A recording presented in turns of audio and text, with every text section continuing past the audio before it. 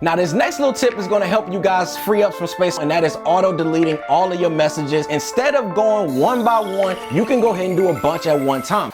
All right, so how many of my Apple people out there actually use iMessage? I'm probably gonna go on record and say 100% of you guys out there do. I mean, let's be honest, right? Hands down, it is the best messaging app on any smartphone. Yep, I said it. Fight me if you want to. What if I told you guys, since you've been using your iPhone, you were actually using iMessage wrong? Well, in today's video, y'all, I'm gonna be showing you how to use the iMessage app properly. Let's go ahead and break it down. All right, so let's hop right into it, man. Now, the first thing to know is using Siri to use and send a text message. No cappity cap, y'all. I probably use this probably more than the average person, but that is because it's literally that good and it's very accurate, especially if I got my AirPods in and I'm not near my phone. Siri can also recognize punctuations too. So I can say something like, send a message to Ashley saying, hey babe, comma, I'm almost home, comma, you wanna go get some ice cream, exclamation mark. Next thing is pinning your favorite people that you like to talk to all the time at the top of the app. Now to do this, all you guys gotta do is hold your finger down on the message and tap on pin, and it will add it to the top of your iMessage window. Or you guys can even do this by swiping the message to the right and it will show up in the top of your messages window as well. Now to me, y'all, this is a great way to have your iMessage look way cleaner, and it makes it easier to get back and forth to your contacts and the people who are most important to you. Now, this will also work for group chats as well, like you guys see right here. Now, to take it a step further, you also can rearrange your pinned contacts in the order that you guys want to actually have them displayed. Pretty fire. Now, the next thing is turning your contacts into a Bitmoji. Now, here's a couple reasons why I personally do this. First one is because it makes your messaging app look way cleaner, and the second one is because I just like consistency. So instead of having just random weird photos of people, or asking someone for a photo, or snooping on their IG pages just to screenshot a photo of them just to add it to their profile, I just make a Bitmoji for them on how I personally see them. So to go ahead and set this up, all you guys have to do is tap on the messages and tap on the info icon, then tap on info again, and then tap on edit to edit their photo. This will give you guys an option below to add a Bitmoji right here. Just tap on the plus icon and start designing what you think your friend or your family member actually look like to you, and then you can have them in your iMessage window like this. Now the next thing is something that a lot of you guys out there in the Messengers app, you've seen it.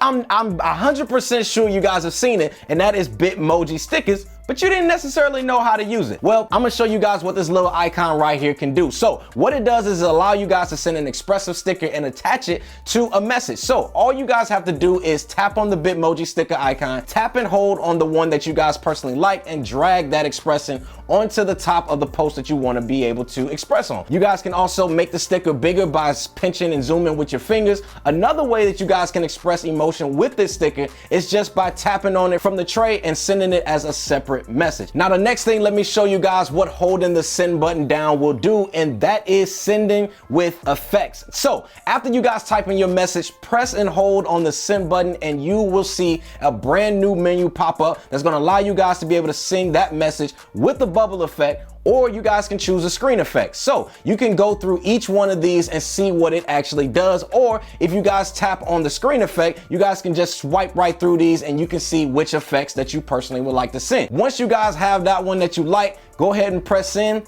and it's gonna send it as such. All right, so the next one is group chat, right? If everyone who you would like to add in this group chat message either has an iPhone and they also have to have iMessage turned on, you guys can add them to a group chat. All you guys have to do is type in each person's name in the send to box and type in their message and press send. So once you've done that, here's what Apple's gonna do. It's gonna automatically add them to a group chat. Now, once everyone is in that group chat that you want, you can address people individually by just pressing the @ sign and then typing their name and how you actually have it in your contacts, then go ahead and press the space bar. Now that specific person on the other end, it's going to stick that message out to them a little bit more than any other message in there, because you are adding and making that message to be specific to them. Now the next one you guys need to know about, and that is messages, reacts, and replies. Press and hold down on a specific message. This is going to give you guys an option to give a quick reaction to a message, or you guys can go ahead and reply back to a specific text message. This is especially perfect for like those group chats that I just told you guys about, it makes it a lot easier for you guys to be able to highlight as well as reply back to something that someone said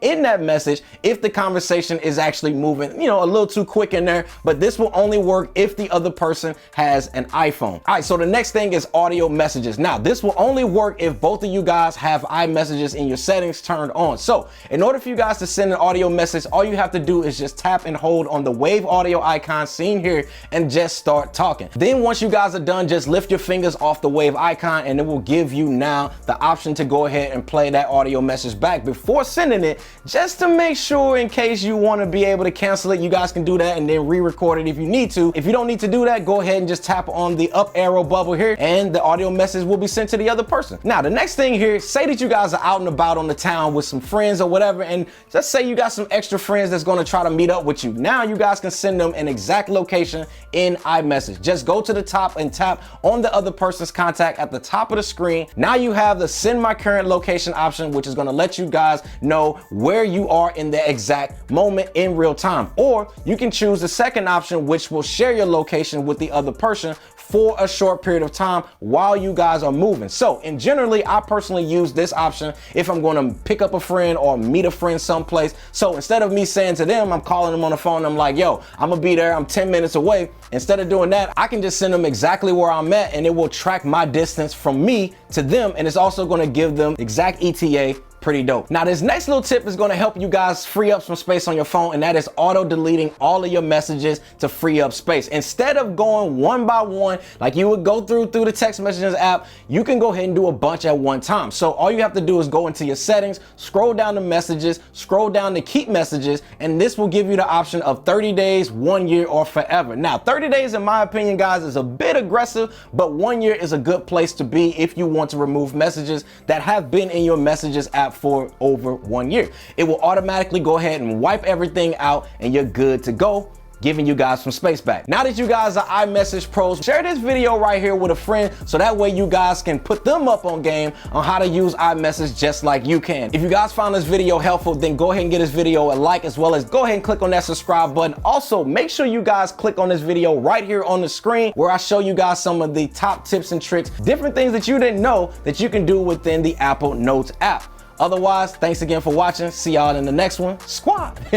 All right, so what if I told you as an Apple user, you have been using the Apple Notes app all wrong, and there is a bunch of other features that you never knew existed? Well, lucky for you guys, you landed on this video, and I'm about to give up free game on how to properly use the Apple Notes app, whether you guys are using an iPhone or an iPad. So let's go ahead and break this down. All right, so for this video, all you guys are gonna need is an iPhone or an iPad, and to open your Notes app and to watch this entire video from start to finish. So the first thing you guys can do with your Notes app is adding notes with Siri. So did you guys know that you guys can add a new note while you may be washing dishes, cooking, working out, or even driving? Basically any situation where you may not have the use of your hands in that moment. Now all you guys gotta say is, hey Siri, make a note to watch the latest video of my favorite YouTube podcast. Okay, I created a note.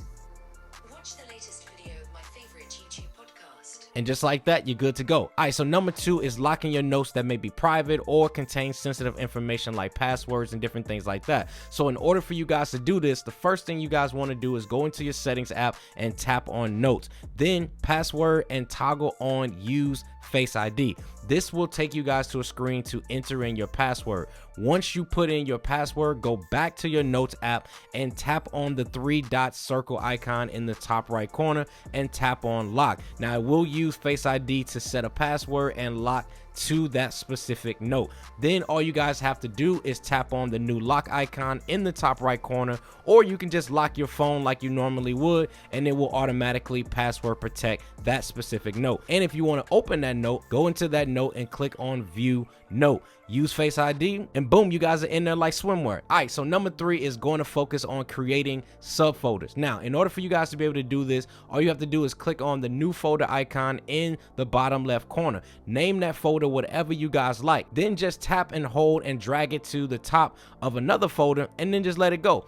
you will notice the right arrow is going to turn yellow. Now this is going to indicate that this folder includes a subfolder. Now if you guys go ahead and press on that highlighted arrow, it will show the subfolder underneath it. Then if you guys click on the main folder, it will go ahead and show you the subfolder in that header area under folders. It's going to give it like a different look and vibe to that screen. Now you can also do this by swiping on the main folder and selecting the folder icon and placing the folder wherever you guys like it to be, and it will create a subfolder with that folder in itself. All right, so number 4 is creating checklists within a note. Now within a note, in the bottom left corner, tap on the checklist icon and you guys can see more of a list option where you can now create grocery store lists, daily tasks, or whatever else goes within a list that you may want to include. Also, if you guys swipe to the right on a particular one, it will indent it, which is actually pretty cool, and it creates a sub list type of a checklist.